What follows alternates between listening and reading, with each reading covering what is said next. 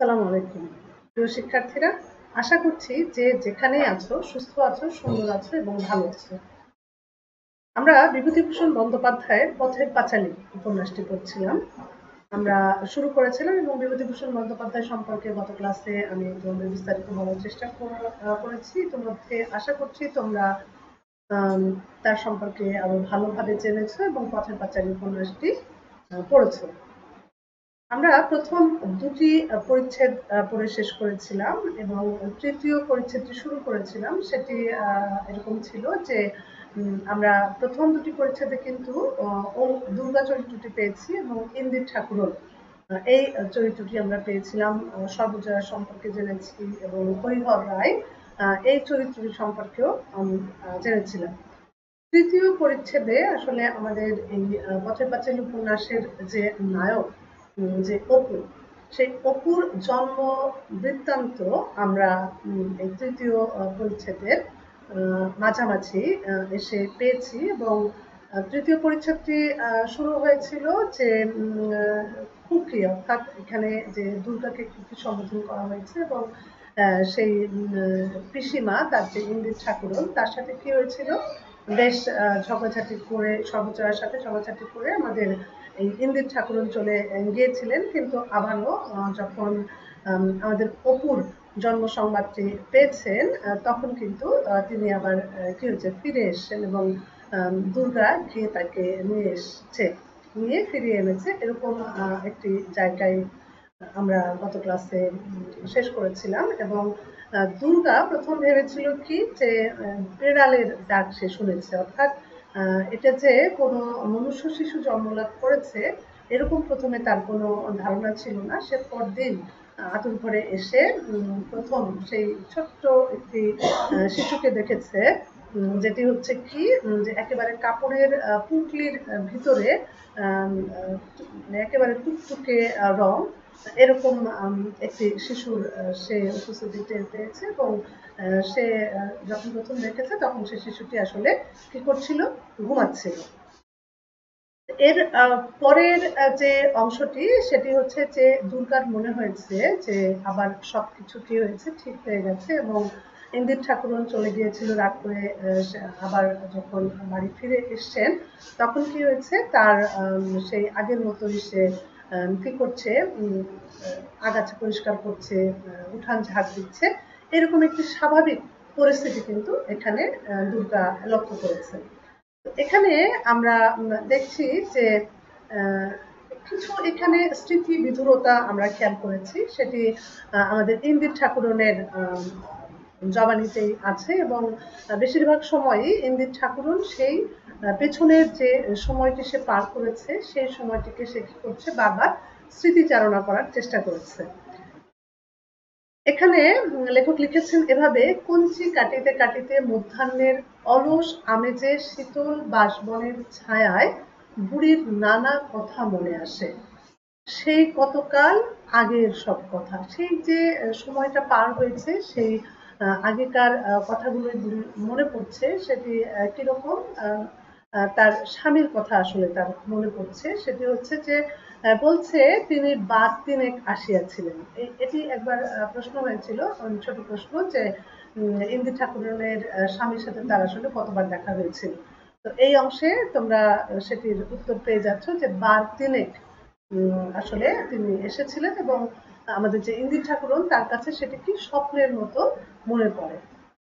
লেখক বলছেন যে একবার তিনি পুঁটুলির মধ্যে কি খাবার আনিয়েছিলেন।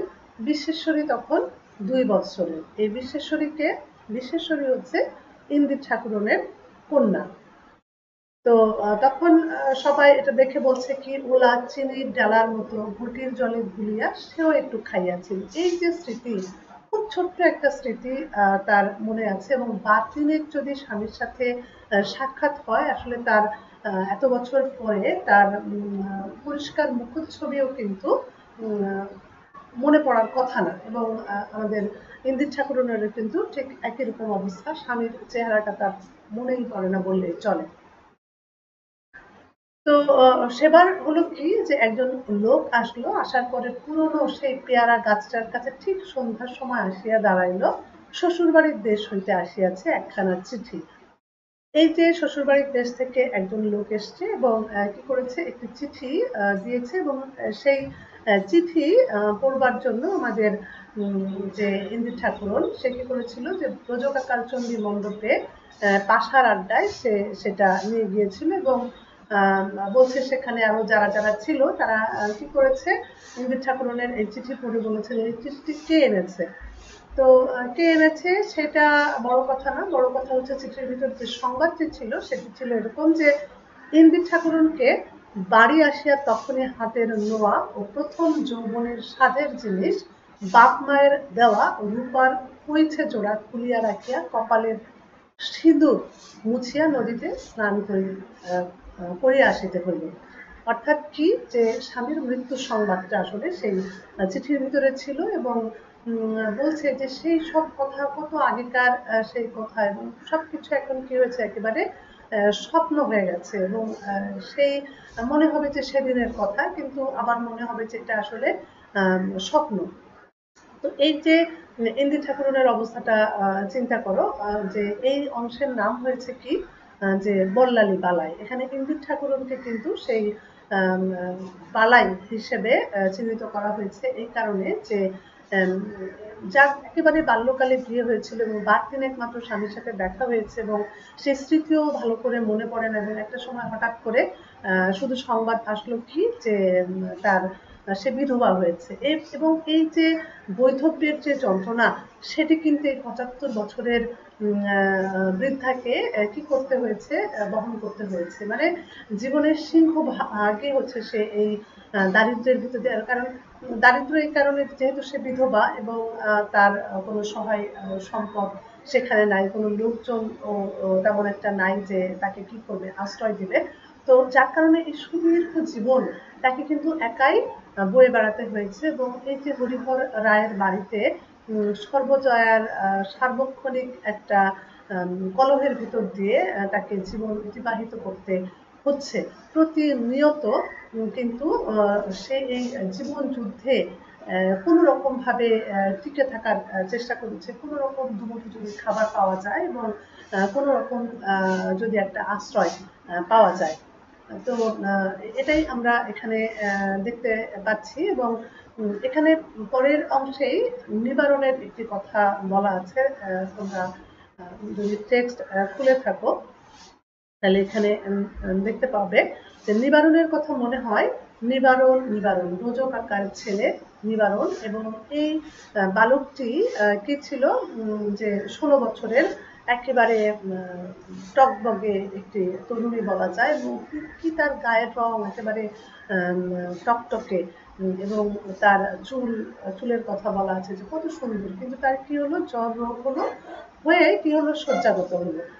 কিন্তু তখন কি হচ্ছে যে ঈশান কবিরাজ এসে কি বলেছে যে তাকে জল দেওয়া যাবে না, অথচ দেখা গেল যে প্রচন্ড তৃষ্ণা তার, যেখানে আসলে জলের প্রয়োজন সেখানে সেই জল সে খেতে পায়নি এবং একটা সময় কি হলো, সেই তরুণটা মারা গেল এবং তার যে মা ছিল, তো সে বনেদি ঘরের মেয়ে ছিল এবং সেও কিন্তু তার এই পুত্রের মৃত্যুর পরে মাত্র ১.৫ বছর বেঁচে ছিল, তারপরে সেও মারা গিয়েছিল। এইসব স্মৃতি আমাদের ইন্দির ঠাকুরনের জবানিতে, ইন্দির ঠাকুরনের চোখের দেখায় বা তার স্বপ্ন যে প্রতিনিয়ত সে দেখছে বা সেই স্মৃতিগুলো সে মনে করছে, তার মাধ্যমে কিন্তু লেখক এখানে এই বইটিতে ব্যক্ত করেছেন। এবং এই যে চিকিৎসা ব্যবস্থার কথাও কিন্তু তাহলে আমরা এখানে একই সাথে জানতে পারছি, যে এই কারণে যে আগে যেমন আমাদের কি বলা হয়, এই যে ডায়রিয়া যে হয় তখন যে মানুষ আগে কিন্তু এরকম ছিল না যে বারবার তাকে পানি খাওয়াতে হবে, বা এখন যেমন জ্বর হলে যে চিকিৎসা আগে যেটা ছিল সেটার সাথে কিন্তু পুরোপুরি আমরা কি দেখতে পাই, একেবারে আলাদা। সেই কথাটি কিন্তু এখানে উঠে এসছে এবং বলছে যে দুপুরের পাক পাখালির ডাকে সুদূর ৫০ বছরের পার হইতে বাঁশের মর্মর শব্দে কানে ভাসে আসে। যে এই যে প্রায় ৫০ বছরের স্মৃতি আমাদের ইন্দির ঠাকুরনের মাধ্যমে আমরা আসলে সেই স্মৃতি তার মানসপটে যেরকম ভাবে ভেসে উঠছে ঠিক সেরকম ভাবেই কিন্তু লেখক আমাদেরও সেটি জানানোর চেষ্টা করছেন। এখানে হচ্ছে আমাদের তৃতীয় পরিচ্ছেদের সমাপ্তি ঘটেছে। চতুর্থ পরিচ্ছেদে এসে আমরা দেখছি যে অপুর জন্ম হয়েছে সেই অপুর বয়স প্রায় কতদিন 10 মাসের মতো হলো, অর্থাৎ 10 মাস এই অবস্থায় গেল এবং 10 মাস পরে আবার অপুর একটা চিত্র লেখক এখানে বর্ণনা করছেন। তোমরা ইতিমধ্যেই জেনেছ যে আমাদের অপুর কিন্তু জন্মের আগ থেকেই আমাদের এই উপন্যাসটির শুরু হয়েছে এবং সেই দুর্গার বয়স তখন মাত্র 6 বছর যখন অপুর জন্ম হয়েছে এবং এই অপুর এখন তার বেড়ে ওঠা কিভাবে হয়েছে তার প্রতিটা মুহূর্ত লেখক আসলে বর্ণনা করার চেষ্টা করেছেন। তো আমাদের অপুর বয়স 10 মাসের হলো, আমরা এটি চতুর্থ পরিচ্ছেদে এসে দেখছি এবং ধীরে ধীরে তার যে বেড়ে ওঠা সেটি লেখক অত্যন্ত চমৎকারভাবে বর্ণনা করেছেন যে তার সামনে কি হয়েছে, দুটো দাঁত উঠেছে এবং সেই দুটো দাঁতকে সম্বল করে সে যে হাসিটা হাসছে বা মায়ের সমস্ত স্নেহ সে যেভাবে করে কি করছে নিজের দিকে আকৃষ্ট করছে, টেনে আনছে, সেই কথাটিও এখানে আছে যে এই দুটি দাঁত সম্বল করে দেখা যাচ্ছে সে মাটির ঢেলা কি এক টুকরো কাঠ অথবা মায়ের আঁচল মানে যা পাচ্ছে সে কিন্তু সেই এই দাঁত দিয়ে সেগুলোকে পরখ করে দেখার চেষ্টা করছে এবং মাও সস্নেহে তাকে নানানভাবে কি করছে, তাকে প্রবোধ দিচ্ছে বা তাকে বলছে এরকম করা যাবে না এবং একটা মা একটা শিশুকে যেভাবে লালন পালন করেন সর্বজয়া ঠিক সেভাবেই করছেন, সেই কথাটি এখানে আছে যে একটা খোকা যেমন গান গায় মনের সুখে হাত নেড়ে তার যখন যা মনে হয় সেই গানের বর্ণনাও কিন্তু এখানে লেখক দিয়েছেন যে যে যে যে যে করে সে গান গাচ্ছে সেটিও লেখক তার সূক্ষ্ম যে দৃষ্টি সেই দৃষ্টি দিয়ে উনি এটিকে পর্যবেক্ষণ করেছেন। আমরা দেখছি যে উনি একটি জায়গায় বলছেন যে মা ছেলেকে স্নেহ দিয়া মানুষ করিয়া তোলে, যুগে যুগে মায়ের গৌরব গাথা তাই সকল জনমনের বার্তায় ব্যক্ত। যে আমরা সব সময় যেসব গৌরব কথা শুনি অর্থাৎ মায়ের কথাটি শুনি যে মা এভাবে করে তার সন্তানকে লালন পালন করছে বা এরকম করে স্নেহ তিনি দিতে পারেন, কিন্তু এর বিপরীত যে দিকটি আছে অর্থাৎ একটি শিশু কি শুধুই নেয় নাকি মাকে কিছু দেয়ও, সেই অপর পিঠটি আমাদের লেখক অত্যন্ত চমৎকারভাবে দেখেছেন এভাবে যে উনি বলছেন যে শিশু যা মাকে দেয় তাই কি কম, সে নিঃস্ব আসে বটে অর্থাৎ তার কিছুই থাকে না, সে যখন পৃথিবীতে আসে তখন কি হয় একেবারে নিঃস্ব রিক্ত হাতে সে আসে, কিন্তু লেখক বলছেন যে তার মন কাড়িয়া লওয়া হাসি শৈশব তারল্য চাঁদ ছানিয়া গড়া মুখ অর্থাৎ চাঁদকে ছেনে যে মুখকে গড়া হয় সেটি আধো আধো আবল তাবল বকুনির দাম কে দেয়, ওই তার ঐশ্বর্য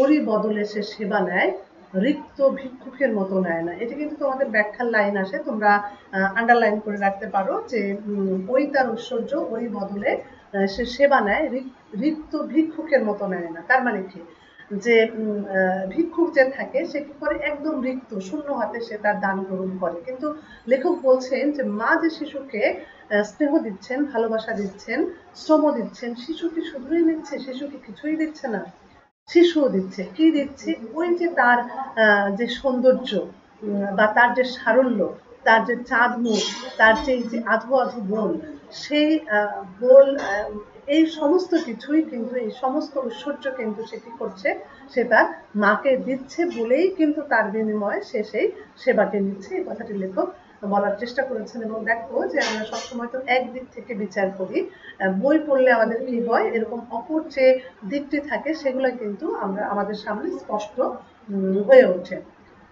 এক একদিন যখন হরিহর বাজারের হিসাব কি নিজের লেখা লইয়া ব্যস্ত সর্বজয়া তখন কি করছে ছেলেকে নিয়ে তাকে তার কাছে রেখে দিয়ে যাচ্ছে যে তুমি একটু ধরো, তখন দেখা যাচ্ছে যে হরিহর হয়তো কপট রাগ করছে, আহা দেখো একটি গোল বাঁধিয়ে দিয়ে গেল যে আমি একটি কাজ নিয়ে আছি, তারপর পর মুহূর্তে আবার দেখা যায় যে হরিহর সেই যে অপুর মুখের দিকে তাকিয়ে তখন কি হয়, তার বলছে যে এই যে শিশুটি আসলে কোথায় ছিল। তখন কিন্তু তার সেই পূর্বদিনের যে স্মৃতি, সেই স্মৃতি মনে পড়ে গেল। সেই পূর্বদিনটি কিরকম ছিল, সেটি হচ্ছে তার প্রথম যৌবনের যে স্মৃতি, সেটি এখানে লেখক ব্যক্ত করেছেন যে এরকম হরিহর তখন কোথায় ছিল, পশ্চিম হতে মাত্র সে এসছে এবং গ্রামের সবাই পরামর্শ দিল যে শ্বশুর বাড়িতে গিয়ে তুমি স্ত্রীকে এখন নিয়ে আসো। তো যাই হোক, সে শ্বশুর বাড়িতে যাতা করেছে এবং পথঘাট তার ঠিক মতো মনেও নাই, কারণ সেই কবেকার কথা, সে বিয়ে করে চলে গিয়েছিল। তো যাই হোক, শ্বশুর বাড়িতে যখন সে গিয়ে উপস্থিত হয়েছে এবং সেখানে ডাকাডাকিতে একটি গৌরাঙ্গী ছিপছিপে চেহারার তরুণী যখন গেট খুললো, দরজা খুললো এবং সাথে সাথে যখন চোখাচোখি হলো, তরুণী কিন্তু ঠিকই বুঝতে পেরেছে একে। সাথে সাথে সে মাথায় কাপড় দিয়ে সে ভেতরে চলে গেল এবং তারপরে যাই হোক, লেখক বলছেন যে সর্বজয়া দারিদ্র হইতে রক্ষিত তাহার মায়ের একখানা লাল পাড় মটকা শাড়ি পরিয়া, অর্থাৎ মানে দারিদ্রের কষাঘাতে তো দেখা যায় সবকিছুই কি হয়, মানে তুলে রাখার মতো তো আসলে সেই রকম ঐশ্বর্য হয়তো থাকে না। তো বলছে যে এই দারিদ্রের সর্বদিক থেকে রক্ষা করেছে যে একটি শাড়ি ছিল, মায়ের একখানা লাল পাড় শাড়ি, সেটি পরে সে হরিহরের কাছে যখন এসেছে, সে তখন আমাদের হরিহরের দৃষ্টিতে কি, যে 10 বছর আগের সেই যে বালিকা পত্নী ছিল, সেই বালিকা পত্নী এখন কি হয়েছে, 10 বছর পরে সুন্দরী তরুণীতে পরিণত হয়েছে এবং দেখে মনে হচ্ছে যে একেবারে তাকে ভেঙে নতুন করে গড়া হয়েছে। এই প্রসঙ্গে মনে পড়ে গেল, তোমরা রবীন্দ্রনাথ ঠাকুরের ছোট গল্প পড়েছো নিশ্চয়ই, সেখানে সমাপ্তি একটি গল্প ছিল। সেই সমাপ্তি গল্পে কি ছিল, মৃন্ময়ী যে ছিল, সেখানে অপূর্ব নাম ছিল, অপূর্বর সাথে মৃন্ময়ী যখন বিয়ে হয়েছে তখন সে কিন্তু একেবারেই কি বালিকা, এবং বিয়ের মর্মও কিন্তু সে তখন বোঝে নাই। তো শাশুড়ির সাথেও দেখা যাচ্ছে তার ঠিক মতো কি হচ্ছে না, শাশুড়ি এরকম দোষী বা এরকম অবুঝ একটি মেয়েকে আসলে বউ হিসেবে স্বীকার করতে রাজি ছিল না, অপুই জোর করে বিয়ে করেছিল। তো যখন কোনোভাবেই আমাদের এই মৃন্ময়ী সেই বাল্য থেকে যৌবন কোনোভাবেই আলাদা হচ্ছে না, সে বুঝতেই পারছে না এর মর্ম, তখন যখন মায়ের সাথে অপুর রীতিমতো একটা দূরত্ব তৈরি হয়েছে এবং অপু এক সময় বললো যে আমি কলকাতা চলে যাচ্ছি, তখন মৃন্ময়ীকে কে রাখবে, তার মা তো রাখবে না, তখন মৃন্ময়ী বললো যে আমি আমার বাপের বাড়িতে গিয়ে থাকবো। তো অপূর্ব যখন তাকে বাপের বাড়িতে রেখে কলকাতায় চলে গেল, তার আগ মুহূর্ত পর্যন্ত কিন্তু মৃন্ময়ীর মনে হয়নি যে সে অপুর সাথে কলকাতায় চলে যায়, বা তার কাছে তখনো পর্যন্ত এই বাল্য এবং তারুণ্যের ভিতরে যে পার্থক্য, সেটি কিন্তু ফুটে ওঠেনি। তো অপূর্ব যখন তাকে মায়ের বাড়িতে রেখে চলে গেল কলকাতায়, তখন মৃন্ময়ী হঠাৎ করে উপলব্ধি করলো যে এই যে যাকে তার সবচেয়ে আপন মনে হয়েছিল, এই যে তার বাপের বাড়ি, এখন সে যেখানে এসছে, এখানে তার যে বিছানাটা, সেটিও তার কাছে এখন নিজের মনে হচ্ছে না। এই যে দাওয়া, এই যে চারপাশের যে পরিবেশ, সবকিছু ছেড়ে এখন কেন তার মনে হচ্ছে যে এখন আমি অপূর্বর কাছে চলে যাই, কলকাতায় চলে যাই। কিন্তু গতকাল রাতেও যখন অপূর্ব তাকে রাখতে এসেছে, তখন কিন্তু তার এটি মনে হয়নি। তখন আমাদের রবীন্দ্রনাথ ঠাকুর একটি উপমা দিয়েছেন এখানে, বা এটি বর্ণনা করেছেন এভাবে যে একটা শরীরকে, ধরো দণ্ডায়মান কোনো শরীরটা দাঁড়িয়ে আছে, তাকে একটা সূক্ষ্ম তরবারি দিয়ে যখন ঠিক মাঝ বরাবর দ্বিখণ্ডিত করা হয়, তখন যখন সেই শরীরটা টের পায় না যে তাকে দ্বিখণ্ডিত করা হয়েছে, কিন্তু একটু নাড়া লাগলে উপরের অংশটা কি হয়, যে নাড়া লাগলে সেটি পড়ে যায়, অর্থাৎ ধড় এবং মাথা যেটি আলাদা করা হয়েছে সেটি বিচ্ছিন্ন হয়ে যায়। ঠিক সেই রকম ভাবে অলক্ষ্যে দেবতা কি করেছেন, এই মৃন্ময়ীর বাল্য থেকে তারুণ্যকে ঠিক এইভাবে করেই সূক্ষ্ম তরবারি দিয়ে দ্বিখণ্ডিত করেছেন, যার কারণে গতকাল রাত্রি পর্যন্ত যেটি তার মনে হয়নি, আজ তার কি মনে হচ্ছে যে সেই অপূর্বর কাছে তার ছুটে যেতে ইচ্ছা করছে কলকাতায়। এই যে সাহিত্যের একটা দেখো, মানে অত্যন্ত চমৎকার একটি বর্ণনা কিন্তু এই গল্প সমাপ্তি গল্পটিতে আছে। আমি আশা করব তোমরা সমাপ্তি গল্পটি পড়বে, অবশ্যই তোমাদের সেটি ভালো লাগবে।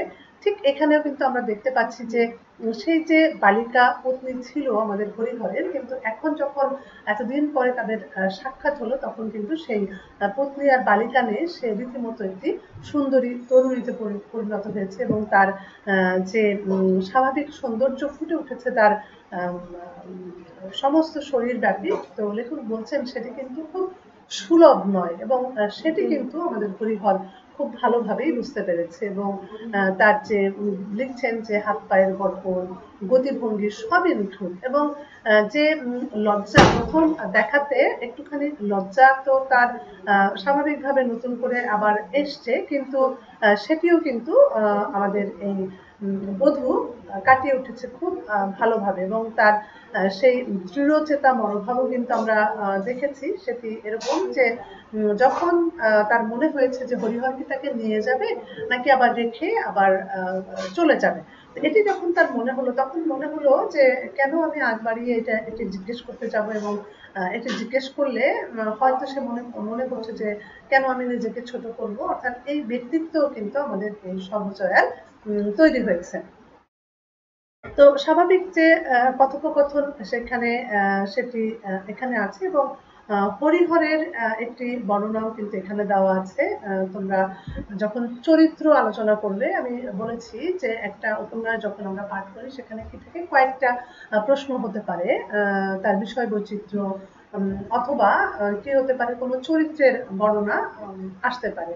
তো যখন হরিহরের যদি চরিত্র বর্ণনা আসে, তখন হচ্ছে তোমাকে কি করতে হবে, তার লেখক যেভাবে ব্যক্ত করেছেন তোমাকে সেগুলোই তুলে ধরতে হবে। তো এখানে হরিহরের একটি বর্ণনা এরকম আমরা পেয়েছি যে আজ সারাদিন সে ৪-৫ বার আড়াল হইতে উঁকি মারিয়া দেখিয়াছে, কে সর্বজয়া দেখেছে। কি দেখেছে?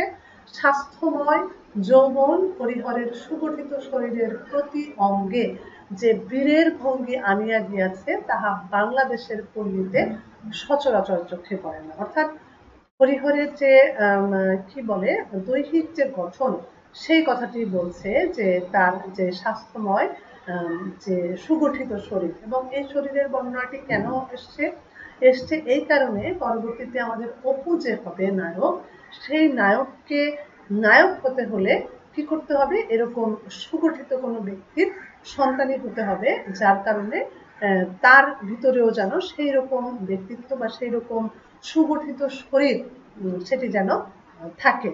এবং তোমরা জানো যে শেক্সপিয়ারের সেই যে নায়কের যে সংজ্ঞা আছে, সেটি কিন্তু নায়ককে কি হতে হবে, নায়ককে কিন্তু সুদর্শনও হতে হবে। তার অন্যান্য যে গুণাবলীগুলো থাকবে সেগুলো তো থাকবে, প্লাস তাকে কি হতে হবে, সুদর্শনও হতে হবে। তো এই কথাটি এখানে আছে, এবং বলছে যে সর্বজয়া এটিও শুনেছে বাপ্পা যখন কথাবার্তা বলছিল, তখন সে শুনেছে যে স্বামী পশ্চিম থেকে নাকি খুব লেখাপড়া শিখে এসছে, এবং টাকা করে যে মানে একেবারেই আনে নাই এরকম নিশ্চয়ই হবে না।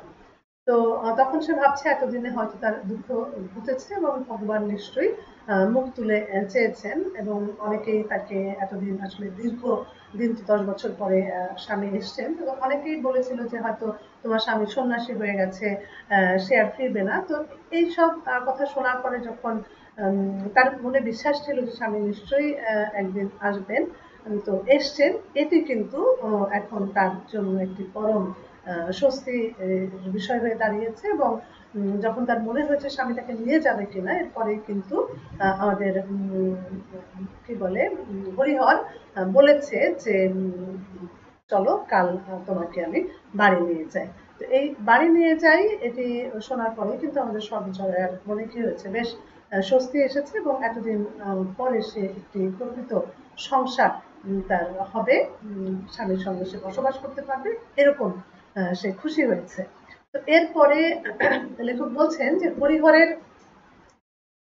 মনে হইল যে এই যে এতদিন পরে আজ যে রাত্রি তার জীবনে এসছে, এবং রাত্রির যে সৌন্দর্য, যে মাধুর্য, সেই কারণে কিন্তু হরিহরের মনে হয়েছে যে এই যে বাংলার এই নিভৃত পল্লী প্রান্তের বাঁশবনের ছায়ায় একখানি স্নেহব্যগ্র গৃহকোণ যখন তাহার আগমনের আশায় মাসের পর মাস, বৎসরের পর বৎসর অভ্যর্থনা সজ্জা সাজাইয়া প্রতীক্ষা করিয়াছে, কিসের সন্ধানে সে তখন পশ্চিমের অনুর্বর অপরিচিত মরু পাহাড়ের ফাঁকে ফাঁকে গৃহহীন নিরাশ্রয়ের ন্যায় ঘুরিয়া মরিতেছিল। যে মানে এখন তার মনে হচ্ছে যে এইরকম একটি গৃহকোণ ছিল, এরকম একটি স্নেহব্যগ্র একটি দৃষ্টি তার জন্য ব্যাকুলভাবে প্রতীক্ষা করছিল। এই সমস্ত কিছু বাদ দিয়ে সে যে এতদিন পশ্চিমের মতো অনুর্বর একটি জায়গায় ঘোরাঘুরি করছিল, এটি আসলে তার ঠিক হয়নি। এবং সম্মুখের যে নবজীবনের যে পথ এবং বিস্তীর্ণ যে ভবিষ্যৎ, সেটি তার জন্য অপেক্ষা করছে এবং আজকের এই রাত্রেই হচ্ছে তার শুরু, এটি হরিহর উপলব্ধি করেছে। এবং লেখক বলেছেন যে কে জানে জীবন লক্ষ্মী কোন সাজে সাজাইয়া রাখিয়াছেন তাহাদের সে অনির্দিষ্ট ভবিষ্যতের পাথেয় রূপে। অর্থাৎ এখানে কি বলছে, সেই যে অনাগত ভবিষ্যৎ যেটি আমরা উপন্যাসের শুরুতেই পেয়ে গেছি, দুর্গার বয়স 6 বছর, অপুর জন্ম হলো, তাই না, এরপরে অপুর বেড়ে ওঠা দেখবো এবং তাদের জীবন যেভাবে প্রবাহিত হয়েছে সেই কথাটি এখানে ফ্ল্যাশব্যাক পদ্ধতিতে লেখক উল্লেখ করেছেন। যে একদম পেছনের ঘটনাটা কি করলেন এখন উনি সামনে আনলেন, এটিকে বলা হয় ফ্ল্যাশব্যাক পদ্ধতি। এই লাইনটিও তোমরা আন্ডারলাইন করে রাখো, এটিও কিন্তু ব্যাখ্যার জন্য আসে যে এই যে অনির্দিষ্ট ভবিষ্যৎ তার পাথেয় রূপে আসলে কোন সময়টি তার জন্য অপেক্ষা করছে। তো তখন হরিহরের মনে হলো যে এই যে সময়টি সে পার করেছে, এই সময়টা এই যে শিশুটি অপু, এই শিশু আসলে পাত্তা কোথায় ছিল, আদৌ ছিল কিনা। এখানে এরকম একটি জায়গায় চতুর্থ পরিচ্ছেদ সমাপ্ত হয়েছে। এরপরে পঞ্চম পরিচ্ছেদে এসে আমরা দেখছি যে ইন্দির ঠাকুরন ফিরে এসছে, তা প্রায় 6-7 মাস হয়ে গেল এবং সর্বজয়া কি করেছে যে এর মধ্যে একদিনও বুড়ির সঙ্গে ভালো করে কথা বলে নাই। এবং কেন বলে নাই, কারণ হচ্ছে যে সর্বজয়ার যে সংসারটি সে সাজিয়ে বসেছে, এটিও কি খুব কি ছিল, খুব আভিজাত্যপূর্ণ ছিল, খুব কি কোনো বড়লোকি ব্যাপার তাদের ছিল, যার কারণে তাদের ভিতরে যে একটি কি থাকবে, মিল মিল মহব্বত থাকবে নাই। কি কারণে সর্বজয়া কিন্তু দারিদ্র্যের ভিতর দিয়ে তার সময়টাকে কি করছে, সে অতিবাহিত করছে, তাই না। তো এই জন্য হচ্ছে সে বাড়তি, সে ইন্দির ঠাকুরকে সবসময় কি মনে করছে যে বসে বসে তার আসলে বাড়তি একজন মানুষ অন্ন ধ্বংস করছে, এই জন্যই আসলে সে ইন্দির ঠাকুরনকে পছন্দ করে না।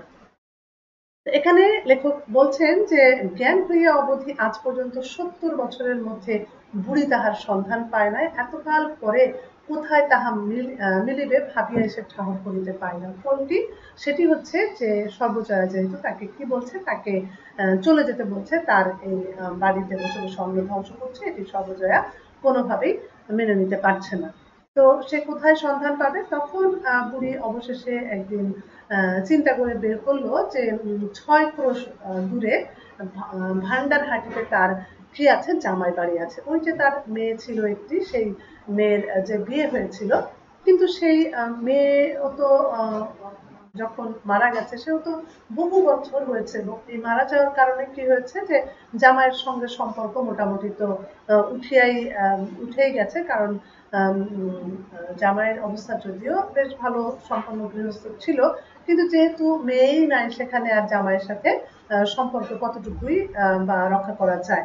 তো লেখক বলছেন যে আজ 35-36 বছর সেটি আগেকার কথা। তো এত বছর পরে বুড়ি তবুও একটু আশ্রয়ের খোঁজে কিন্তু সেই জামাইয়ের বাড়িতে গিয়ে কি হলো, হাজির হলো এবং যে জামাইকে সে দেখলো তখন দেখে আসলে বুড়ি খানিকটা অবাকই হয়েছে। এরকম যে তাও প্রায় 35-36 বছর, তার মানে লেখক বলছেন এখানে যে প্রায় 40 বছরের মতো হয়ে গেছে। তো 40 বছরের আগে যে দোহারা গড়ন ছিল সেই এবং যুবক চেহারা ছিল, সেটি আজ কি হয়েছে 40 বছর পরে পক্ককেশ এবং প্রবীণ একজন ব্যক্তির সাথে তার দেখা হলো এবং সে বুঝতে পারলো এটি আসলে তার কি, এটি আসলে তার সেই জামাই। তো যাই হোক, সেখানে সেই মেয়ের নাম করে অনেকদিন পর বুড়ি কেটে কেটে একেবারে অস্থির এবং সেই জামাই যদিও কি হয়েছে, বিস্ময়ে বিমূঢ় হয়েছে, কিন্তু তারপরেও তাকে কি করেছে, আশ্রয় দিয়েছে। কিন্তু আশ্রয় দিলেও তার হচ্ছে দ্বিতীয় পক্ষের বিধবা মেয়ে আছে, তারপরে সেই ঘরে তার পুত্রবধূ আছে এবং তারাই হচ্ছে সংসারের গৃহিণী এবং নাতি নাতনিও 3-4টি আছে। তো যাই হোক, তারপরেও তাকে সেখানে আশ্রয় জামাই দিয়েছে এবং সে প্রায় 3 মাস সেখানে অবস্থান করেছে, কিন্তু সবকিছুই মনে হচ্ছে বুড়ির কাছে নতুন, একটু অন্যরকম। কেমন জানি একটা স্বস্তি পাওয়া যাচ্ছে না, সে স্বস্তি ঠিক পাচ্ছে না। নতুন ধরনের পথঘাট, নতুন ধরনের ঘরদোর, নতুন ভাবে গৃহস্থালী। তো তার নিজের সেই যে ভিটা, যেখানে সে সর্বজয়ার সাথে বসবাস করছিল, সেই ভিটার জন্য সেই যে খোকাকুকু অর্থাৎ সেই যোগু দুর্গা, তাদের জন্য তার মনটা আবার কেমন করতে লাগলো। তো যাই হোক, সেখানে বেশ কিছুদিন, 3 মাস না, বুড়ি সেখানে দিন 20 সেখানে ছিল। তো 20 দিনের মতো সেখানে থাকার পরে তার খুবই ছটফট করছে মনটা, এবং তারপরে যাই হোক সে সেখান থেকে আবারও কোথায় চলে গেছে, আবারও সে সর্বজয়ার ওখানে ফিরে এসছে। তো ফিরে আসার পরে যাই হোক আবার সেই একই রকম সম্পর্ক সর্বজয়ার সাথে তার চলছে, এবং রাম গাঙ্গুলি বলে একজন গ্রামে, যে একটু কি বলা যায়, যে একটু ধনী ব্যক্তি, তার কাছে গিয়ে সে একটি মানে গায়ের যে চাদর সেটির জন্য সে একটু ধর্ণা দিল, এবং তারপরে যাই হোক সে বেশ কিছুদিন হাঁটাহাঁটি চাওয়ার পরে সেই একটি চাদর তাকে দিয়েছে। তো যখনই সেই চাদরটি এনে সর্বজয়াকে আহ্লাদ করে দেখাতে গেছে, তখনই কিন্তু সর্বজয়া আবারও তেলে বেগুনে জ্বলে উঠেছে, যে এই কারণে যে তুমি 7 মানে 7 বাড়িতে গিয়ে তুমি এরকম ভিক্ষে করে আনবে, সেটি কিন্তু আমার এই বাড়িতে চলবে না, তুমি আলাদা বন্দোবস্ত করো। তো যাই হোক, অনেক সেখানে তাকে অনেক খারাপভাবেই বলেছে, এবং সে তখন কি করেছে, সে রাগ করে চলে গেছে, বুড়ি চলে গেছে, এবং তখন তখনই আসলে যায়নি। এরপরের যে ঘটনাটি ঘটেছিল সেটি এরকম যে সে একজনের কাছে কি করেছে, নোনা একটা ধরনের ফল, সেটি সে আবার 2 পয়সা দিয়ে কিনে এনেছে। তো সব যখন এই পয়সাটি চাইতে এসেছে, অর্থাৎ বাকিতে সে কিনে এনেছে, এবং দাসী ঠাকুরন যখন এই 2 পয়সা চাইতে এসে, তখন সর্বজয়া এটি জেনে একেবারে তেলে বেগুনে জ্বলে উঠেছে, এবং বলছে যে এই ফলগুলো তো অপর্যাপ্ত, মানে বনে বাজারে সব জায়গায় পাওয়া যায়, এবং রীতিমতো গরু বাছুরেও সেগুলো খেয়ে তাদের অরুচি ধরে যায়। তো সেই ফল কিনে আবার পয়সা দিয়ে কিনে ইন্দির ঠাকুরন সেটি তার খাচ্ছে বা খেতে মন চেয়েছে, এটি আসলে সর্বজয়ার সহ্য হয়নি। সর্বজয়া তখন রাগে দুঃখে তাকে অনেক মন্দ কথা বলেছে, অনেক গালমন্দ করেছে, এবং বলেছে তোমার যে গুটি বাটি আছে সেগুলো বিক্রি করে তুমি খাও, এগুলোর পয়সা আমি দিতে পারবো না। তো যাই হোক, এরকম যখন রাগারাগি হয়েছে এবং তাকে বাড়ি ছেড়ে চলে যেতে বলেছে, তখন আমাদের ইন্দির ঠাকুরও রাগ করেই বলা যায় খানিকটা আসলে, তো তখন চলে গেছে। তো যদিও তখনও আবার সর্বজয়া বলার চেষ্টা করেছে যে এমন সময়ে কেন যাবে, ঠিক খাওয়ার সময়ে, গৃহস্থের অকল্যাণ হবে এরকম সময়ে না গিয়ে অন্য সময় যাবে, কিন্তু তারপরেও বুড়ি সেটি শোনেনি, এবং দুর্গা বেশ কান্নাকাটি করেছে যে তুমি যেও না, কিন্তু বুড়ি কোনোভাবেই শোনেনি, সে চলে গেছে। চলে তো গেছে, কিন্তু আসলে সে যাবেটা কোথায়, তার আশ্রয়টা কোথায়? তো যাই হোক, ও পাড়ার সেই যে নবীন ঘোষালের বাড়ি, সেখানে সে থেকেছে। তারপরে আরো 2-3 যে ঘর বাড়ি আছে, সেখানে সে পূর্ণ চক্রবর্তীর বাড়ি ছিল, সেখানেও সে কিছুদিন থেকেছে। তো এরকম করে করে প্রায় 3 মাস হয়ে গেছে সে এর বাড়ি তার বাড়ি করে আছে। তো প্রতি মুহূর্তে সে ভেবেছিল হয়তো হরিহর তাকে ডাকতে পাঠাবে, অথবা খুকির সঙ্গে যদি, দুর্গার সঙ্গে যদি তার দেখা হয়, তো সেও নিশ্চয়ই তাকে ডাকতে আসবে। তো যেহেতু এ পাড়া ও পাড়া অনেক দূরে, তো বুড়ির মনে একটু ক্ষীণ আশা যে এ পাড়ায় তো বুড়ি আসতে পারবে না, ঠিক আছে ও পাড়ায় গিয়ে আমি একটু ঘোরাঘুরি করি, তখন যদি দুর্গার সাথে দেখা হয় তখন নিশ্চয়ই সে আমাকে বলতে পারবে যাওয়ার জন্য। তো তখনও দুর্গার সাথে আসলে তার দেখা হয়নি। তো এরকম যে লেখক বলছেন যে 12 মাস তো আসলে লোকের বাড়িতে কি হয় না, আশ্রয় হয় না, তাই না? আশ্রয় তো কিছুদিনের জন্য হতে পারে। তো তখন তারা সবাই মিলে ঠিক করলো যে একটা ঘর সেখানে আছে, বনের ভিতরে। তো সেইখানে সেই ঘরটাতে ওরা যদি পালাক্রমে গ্রামের লোকজন একটু খাবার দেয় তাহলে বুড়ি সেখানে থাকতে পারবে। এরকম করে তাকে একটি জায়গায় থাকার জন্য ব্যবস্থা করা হয়েছে, কিন্তু তখন বুড়ির যে অভাব, যে দারিদ্র, যে একটা অবস্থার ভিতরে তাকে থাকতে হচ্ছে, প্রতি মুহূর্তে তো তার সেই ভিটে বাড়ির কথা মনে পড়ছে, সেই দুর্গার কথা মনে পড়ছে, অপুর কথা মনে পড়ছে। তো তখন সে অঝোর ধারায় কাঁদছে এবং বলছে যে শেষকালটা ও তার এত দুঃখ তার অদৃষ্টে আসলে ছিল, আজ যদি তার মেয়েটা বেঁচে থাকতো হয়তো তারকে এত কষ্ট পোহাতে হতো না। অর্থাৎ সেই তার বিশ্বেশ্বরী তার মেয়ের কথা লেখক এখানে বলছেন। তো যাই হোক, লেখক বলছেন যে চৈত্র মাসের সংক্রান্তি ছিল এবং রোদের তেজও কিন্তু কি ছিল, অনেক বেশি ছিল, এবং সেখানে বুড়ি যে ঘোরাঘুরি করে বাড়ি ও বাড়িতে যায় একটু খাবার দাবারের আশায়, এবং তখন রোজ রাতেই তার একটু কি হয়, জ্বর মতো হয়, এবং সেখানে হঠাৎ করে সে দেখছে সন্ধ্যার সময় জ্বরে বেশ জ্বর তার, এবং মাটির একটি ভাণ্ড আছে সেখান থেকে তৃষ্ণাটা সে একটু পানি খায়। তো হঠাৎ করে সেখানে সে দুর্গাকে দেখতে পেয়েছে, এবং দুর্গা চুপি চুপি এসেছে, যে চড়কের মেলায় এসেছিল, রাজের সঙ্গে এসেছিল, এবং রাজের সঙ্গে আসার পরে সে কি করেছে, এখানে পিসির সন্ধান এসে পিসির সাথে সে সাক্ষাৎ করছে এবং বলছে যে বলছে তাকে দেখার সাথে সাথে ও আমার মানে কত জিনিস এনেছে দেখো, রাজরানী হও, গরিব পিসির উপর এত দয়া। অর্থাৎ সেখানে সে কিছু দুটো কদমা এনেছে এবং পোকার জন্য সে একটি কি কিনেছে, কাঠের পুতুল কিনেছে। তো যাই হোক, দুর্গা তখন বলেছে যে তুমি কালকে অবশ্যই তুমি কি করো, বাড়ি যেও। তো এই যে দুর্গার ছোট্ট একটি আহ্বানে বুড়ি তখনই কি করলো, সকাল হওয়া নাগাদই একেবারে তার গুটি বাটি যা ছিল সেটি নিয়ে তাড়াতাড়ি করে আবার সে সর্বজয়ার এখানে এসে উঠেছে। সর্বজয়া ওই মুহূর্তে বাড়ি ছিল না। যখনই সে ফিরে এসে বুড়িকে দেখেই সে তেলে বেগুনে আসলে আবার চলে উঠেছে এবং বলছে যে তোমার কোনোভাবেই আমার এই ভিটায় জায়গা হবে না, তুমি এখনই চলে যাও। তো তাকে বারবার বলছে যে যাও আর বসে থেকো না ঠাকুরঝি, বেলা হয়ে যাচ্ছে, আমার কিন্তু অনেক কাজকর্ম পড়ে আছে। তো যাই হোক, তখন ইন্দ্র ঠাকুরের কোথায় যাবে, সে যে কোনোভাবেই আশ্রয় সে পেল না। তো তখন সে আবার সেই পুতুলে নিয়ে অতি কষ্টে সে রওনা দিয়েছে, এবং সে আসলে যেতেও পারেনি।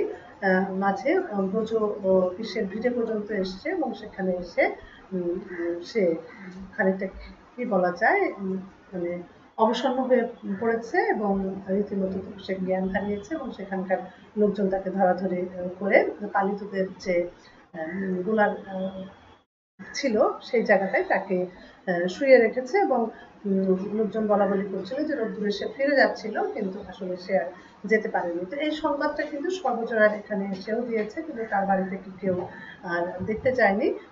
তো ওখানে যে ব্রাহ্মণ, যে লোকজন ধরো মারা যাচ্ছে, কিন্তু তারপরেও গঙ্গা জল দেওয়ার জন্য কি প্রয়োজন, বামনদের প্রয়োজন, তাই না? এরকম কিন্তু জাতের একটি বিষয় আছে। আমরা পল্লী সমাজ উপন্যাসটি যখন পড়েছিলাম তখন কিন্তু এই কথাটি আমরা তোমাদের বলেছিলাম যে সেখানে কি ছিল, সেই যে কি হতে হবে, বামন হতে হবে, মানে ব্রাহ্মণ হতে হবে, না হলে হচ্ছে তার কি যাবে, জাত থাকবে না। ঠিক আছে? তো তাদেরকে ছুঁয়ে দিলে তাদের জাত চলে যায়, এরকমও ইয়ে আছে। তো এখানে বলছে যে তারপরেও যাই হোক, দীনু চক্রবর্তীর বড় ছেলে ফণি সেও ব্যাপার দেখতে আসলো, এবং তখন বলল যে ভাগ্যিস সে এসে পড়েছে, যেহেতু সে ব্রাহ্মণ, এবং বলছে যে এখন কি একটু গঙ্গা জল মুখে দেওয়ার জন্য তাকে বলেছে।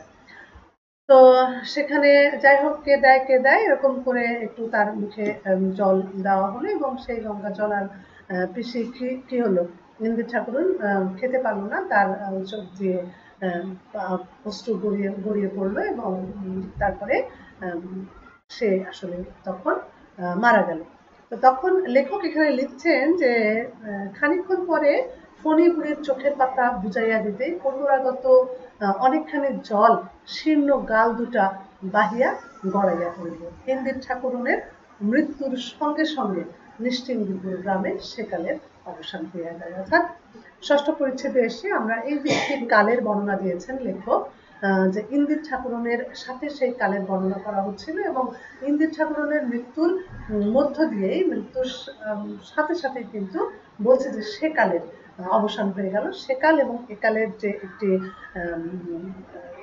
কি বলা যায়, একটি চিত্র লেখক অঙ্কন করতে চাচ্ছেন, সেই চিত্রটির ষষ্ঠ পরিচ্ছেদে সমাপ্ত এবং সপ্তম পরিচ্ছেদ থেকে কিন্তু আমাদের সেই নতুন যে যুগটি সেই যুগের অবতারণা করা হয়েছে। তো আজ এ পর্যন্ত থাক, আমরা ষষ্ঠ পরিচ্ছেদ পর্যন্ত পড়ে শেষ করলাম। আমরা আগামী ক্লাসে সপ্তম পরিচ্ছেদ থেকে শুরু করব। আমি আশা করব তোমরা উপন্যাসটি বারবার করে পড়ার চেষ্টা করবে এবং বারবার করে পড়লেই একটা জিনিস তুমি খুব সহজেই আয়ত্ত করতে পারবে। ততদিন পর্যন্ত তোমরা ভালো থেকো, সুস্থ থেকো এবং সুন্দর থেকো। সবাইকে ধন্যবাদ।